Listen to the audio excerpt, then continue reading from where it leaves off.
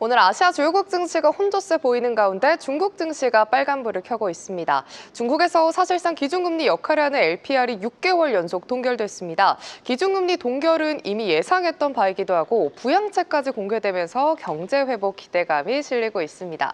덕분에 중국 증시 약하지만 그래도 빨간불을 켜고 있습니다. 이 가운데 특히나 금값이 사상 최고치를 경신하면서 중국 증시에서도 금 관련주들이 강세입니다. 오늘 덕분에 상해지수가 오전과 달리 반등에 성공하면서 0.2% 상승불 켜내고 있습니다. 이런 중화권 증시와 달리 도쿄 증시는 엔화가 미국 달러 대비 강세를 나타낸 게 시장에 부담이 되는 모습입니다. 엔달러 환율이 140엔대에서 거래되면서 수출주들이 부진한 모습이고요. 그 속에서 지난 거래일에 비만 치료제 모멘텀의 강세를 보였던 주가의 제약만이 상승세를 보이고 있습니다.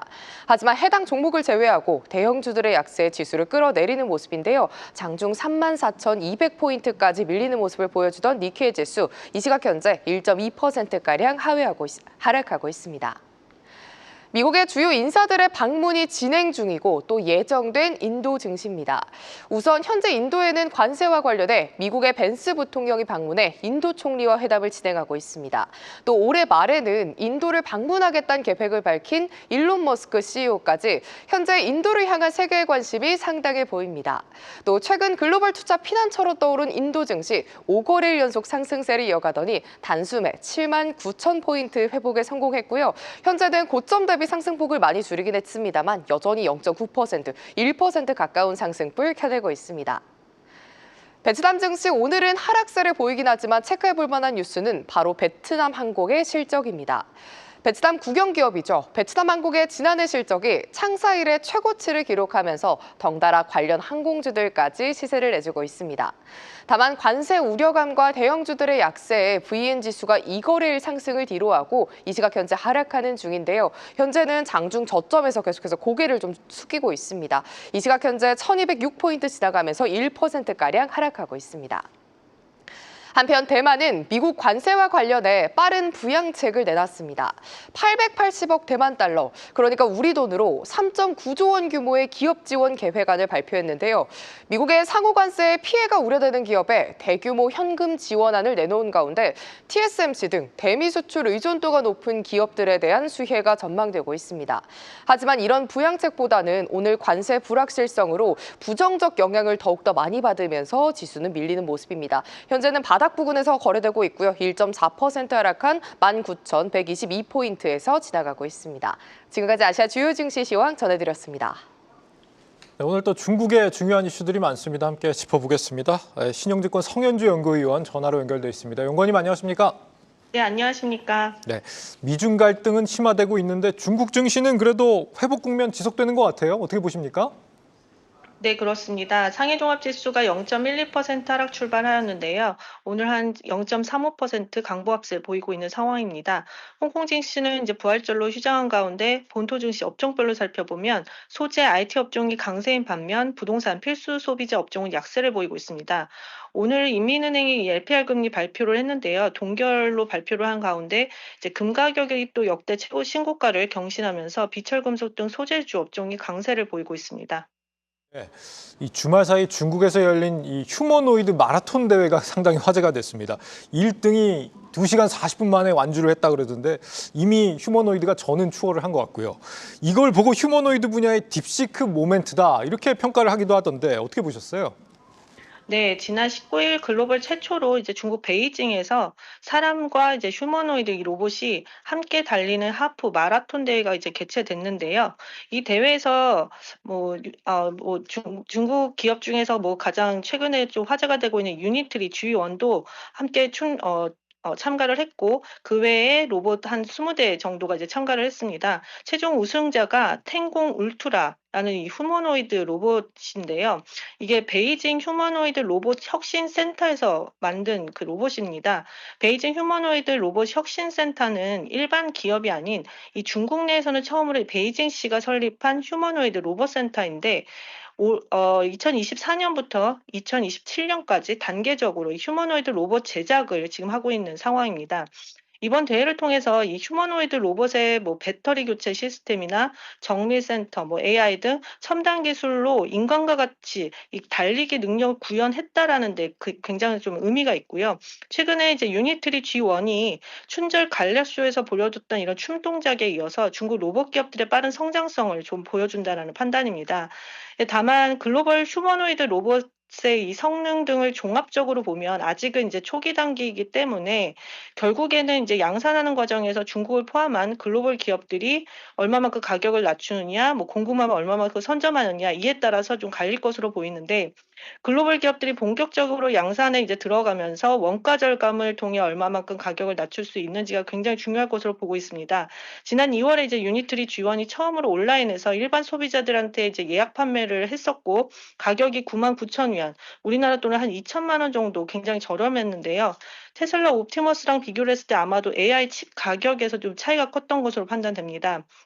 따라서 중국은 이 AI 가속기 부분에서의 개발 속도, 즉 화웨이가 얼마만큼 AI 칩 개발을 하느냐, 그리고 그 외에 또 휴머노이드 액추에이터 같은 이런 부품 가격을 낮추는 데 있어서 공급망을 확보하느냐, 그런 부분들이 중요한데 시간을 두고 볼 때 중국도 미국과 겨룰만 하다라는 그런 판단이고요. 현재 중국 내에서 휴머노이드 로봇 기업 중에 상장 기업은 사실 뭐 샤오펑이나 샤오미 이런 전기차 빼고는 유비테크가 좀 유일합니다. 근데 다만 유비테크는 실적이나 가격 등등 향후 확인해야 할 포인트들이 있기 때문에 현재는 이제 유니트리 등 이제 중요 부품 관련된 이제 부품 기업들에 투자하는 게 낫다라는 판단이고요.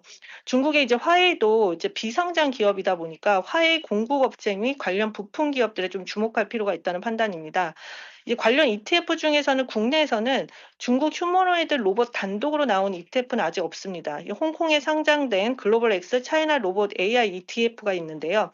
그 외에는 중국 후광통을 통한 커넥트 ETF에 투자할 수 있는데 로봇, AI 등 다양한 ETF 상품들이 있기 때문에 거래량이 큰 상품을 중심으로 좀 투자할 만하다라는 판단입니다. 네, 그렇군요. 유비테크는 상장사지만 아직은 조금 불안한 부분도 있기 때문에 핵심 부품 공급하는 기업들을 보거나 ETF로 좀 접근해보자라는 말씀 주셨습니다.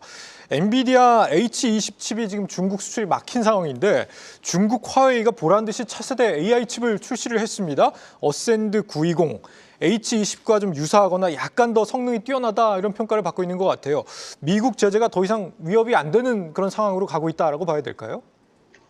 사실 뭐 앞에서도 말씀드렸지만 중국은 이 미국이 엔비디아의 H20, 이 AI 칩 규제를 하면서 결국 자체적으로 지금 만들어야 되는 상황이고 이미 오래전부터 이제 화웨이가 계속 이제 시도는 하고 있는 상황인데 화웨이가 바로 이제 중국의 엔비디아라고 볼 수가 있습니다.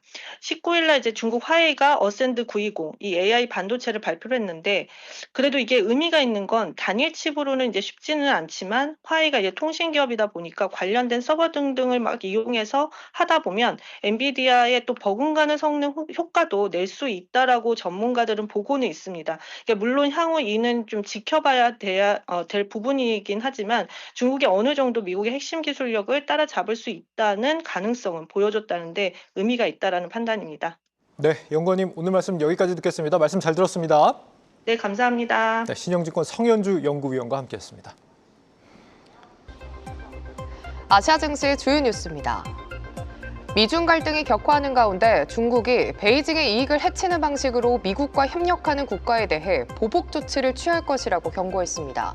최근 미국이 관세 협상에 나서는 국가들을 상대로 중국과의 무역을 강제할 거란 전망에 중국 정부가 대등한 반격 조치를 취하겠다고 경고했습니다.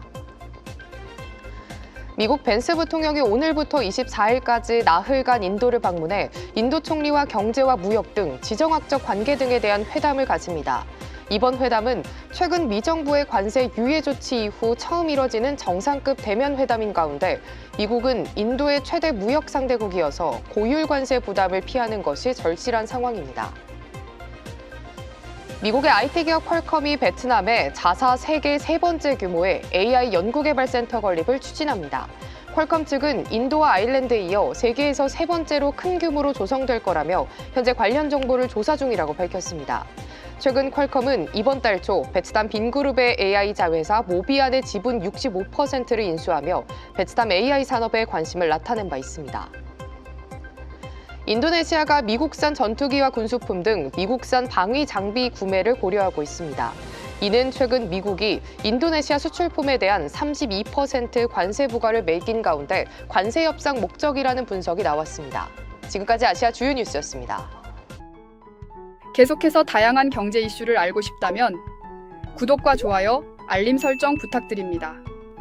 AI 캐스터 권미정이었습니다.